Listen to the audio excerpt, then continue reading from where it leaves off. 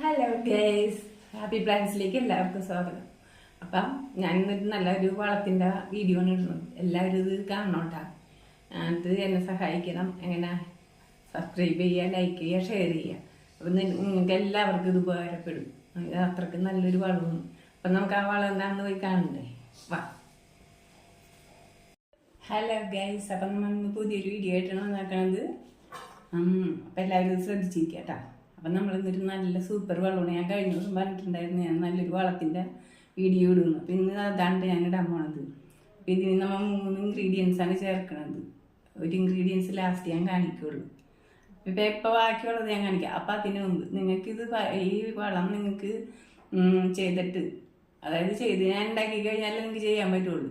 അത് കേൾക്കുമ്പോൾ നിങ്ങൾക്ക് അറിയാൻ പറ്റുമല്ലോ എങ്ങനെയൊക്കെ ഇരിക്കുന്നു. അപ്പം നിങ്ങൾക്ക് പ്രയോജനപ്പെടുന്ന കാണുകയാണെങ്കിൽ നിങ്ങൾ എന്തായാലും സബ്സ്ക്രൈബ് ചെയ്യുക, ലൈക്ക് ചെയ്യുക, ഷെയർ ചെയ്യുക. എന്താണെന്ന് വെച്ചാൽ നിങ്ങളും കൂടി എന്നെ ഹെൽപ്പ് ചെയ്താലാണ് ഞാനിത് ചെയ്യുള്ളൂ കേട്ടോ. അപ്പം ചെയ്യാനായിട്ടൊരു ഇതല്ല, അല്ലെങ്കിൽ ഞാൻ ചെയ്യുക വേറെ കാര്യം. അപ്പം നിങ്ങളെന്തായാലും ചെയ്യുക. അപ്പം ഞാനിത് ചെയ്ത് കാണിക്കാം. നിങ്ങൾക്ക് ബോറടിക്കില്ല ഇങ്ങനെ പറഞ്ഞുകൊണ്ടിരുന്ന. അപ്പം ഇതിന് നമുക്ക് വേണ്ടത് എന്താണെന്ന് വെച്ചിട്ടുണ്ടെങ്കിൽ 3 കോഴിമുട്ടയാണ് കേട്ടോ.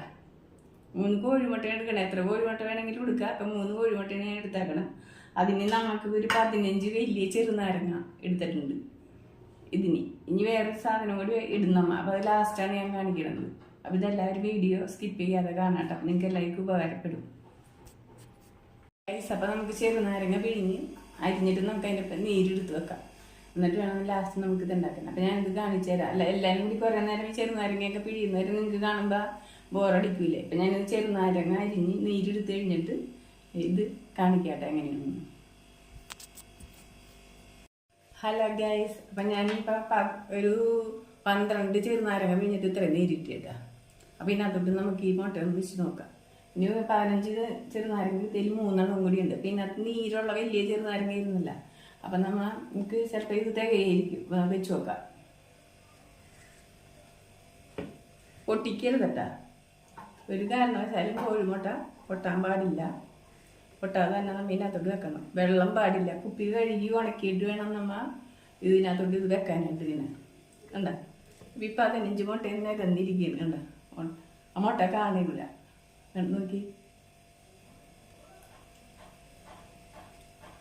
കണ്ട കോഴിമുട്ട അതിനകത്തോട്ട് കിടക്കണം. അതേപോലെ ഇരിക്കണം നമ്മൾ ഈ കോഴിമുട്ട വെക്കേണ്ടത്. എന്ന് വെച്ചാൽ ചെറുനാരങ്ങ കോഴിമുട്ടയുടെ മുകളിൽ നിൽക്കണം.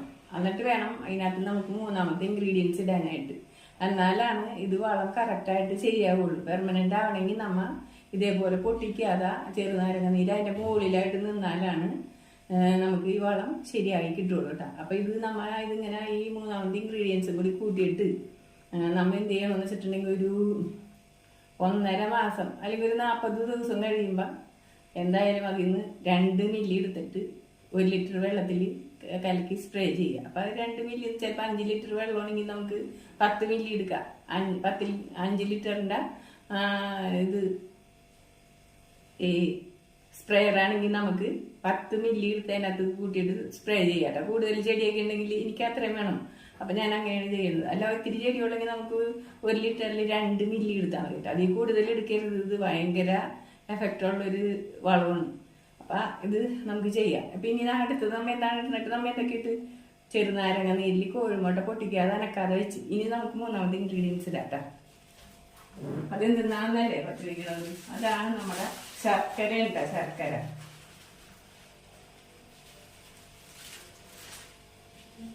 മിക്ക ആൾക്കാർക്കും അറിയായിരിക്കും വളം ഉണ്ടാക്കാൻ. പക്ഷേ ചിലർക്കൊക്കെ അറിയാൻ പാടുണ്ടാവില്ലല്ലോ.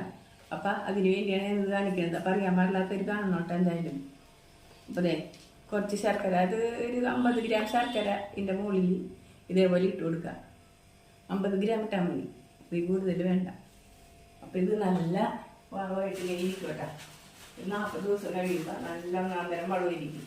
എന്നിട്ട് വേണമെങ്കിൽ നിങ്ങൾക്ക് സ്പ്രേയറിൽ ഒഴിക്കുമ്പോൾ അരിച്ചെടുക്കുക. അല്ലെങ്കിൽ അതിന് മുമ്പ് നമ്മൾ ഇതിൽ നിന്ന് അരിച്ച് നമുക്ക് വേറൊരു ഇതിനകത്തോട്ട് ആക്കി വെക്കണമെങ്കിൽ അതിൽ നിന്ന് നമുക്ക് 2 മില്ലി വെച്ചെടുക്കാം. അപ്പം അങ്ങനെ വേണമെങ്കിലാവട്ടെ. അപ്പം ഇന്ന് ഈ വീഡിയോ ഇത്രേ ഉള്ളൂ. നേരത്തെ പറഞ്ഞതല്ല, ലൈക്ക്, ഷെയർ, സബ്സ്ക്രൈബ്, ബെല്ലൈക്കണും കൂടി ഒന്ന് അമർത്തിയാൽ ഞാനിടുന്ന ഇതേപോലത്തെ വീഡിയോകളൊക്കെ നിങ്ങൾക്ക് ഉപകാരപ്പെടും.